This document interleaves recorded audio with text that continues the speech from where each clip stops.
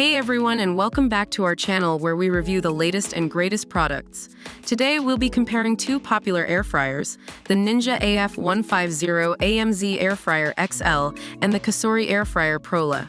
We'll be splitting the screen into two halves and taking a look at each product side by side.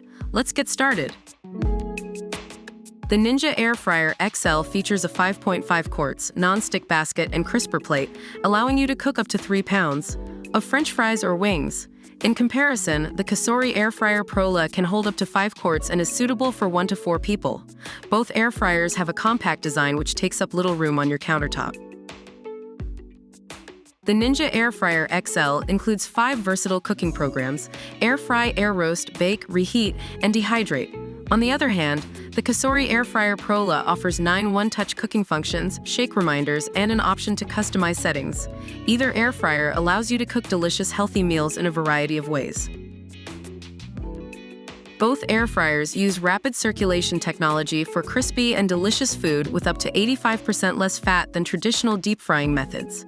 The Ninja Air Fryer XL claims to have up to 75% less fat than traditional air frying methods.